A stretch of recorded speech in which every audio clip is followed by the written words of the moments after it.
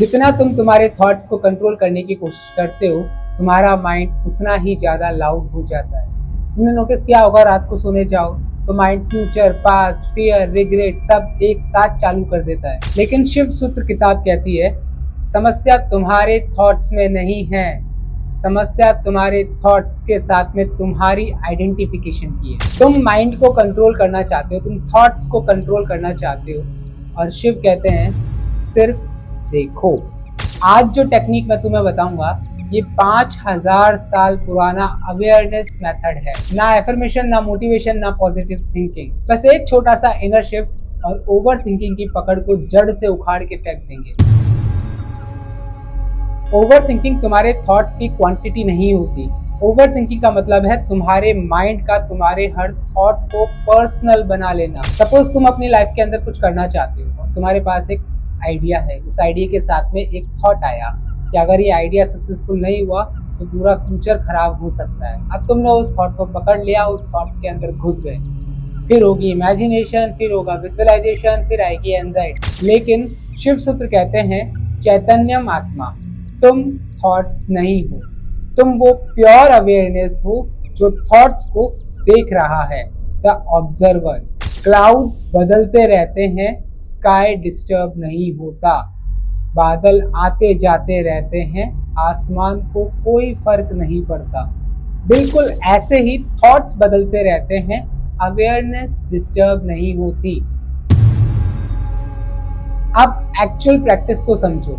अगली बार जब भी ओवर थिंकिंग स्टार्ट हो, उस थॉट को सॉल्व मत करना, उससे फाइट भी मत करना, बस इंस्टेंटली अपने आप से ये बोलना, ये भी बस एक विचार है, ये भी बस एक थॉट है। बस ऑब्जर्व करो कैसे तुम्हारा थॉट आया, कैसे उसने तुम्हारे माइंड के ऊपर एक क्लाउड सा बना दिया, कैसे तुम्हारी बॉडी उसके ऊपर रिएक्ट कर रही है, हार्ट बीट कैसे चेंज हो रही है, तुम्हारी इमेजिनेशन कहाँ जा रही है। और एक इम्पॉर्टेंट चीज, कभी भी थॉट को जज मत करना। तुम्हारा ऑब्जर्वेशन जजमेंट फ्री होना चाहिए, क्योंकि जिस मोमेंट के अंदर तुम जज करना स्टार्ट कर देते हो, तुम ओवर थिंकिंग की सेकंड लेयर के साथ में फाइट स्टार्ट कर देते हो। अब तुम ओवर थिंकिंग के थॉट्स के साथ में नहीं लड़ रहे, अब तुम्हारी लड़ाई हो रही है उन थॉट्स को रोकने के लिए। So it is very important that you do not जज your thought, just be an observer. और यही शिव सूत्र का एसेंस है, यही उसका चमत्कार है। जिस भी थॉट को, जिस भी चीज को प्योर अवेयरनेस मिलने लगती है, वो डिसॉल्व होना स्टार्ट हो जाता है। और सच बताऊं तो मैंने पर्सनली ऑब्जर्व किया है, 50% पीपल ओवर थिंकर होते ही नहीं है।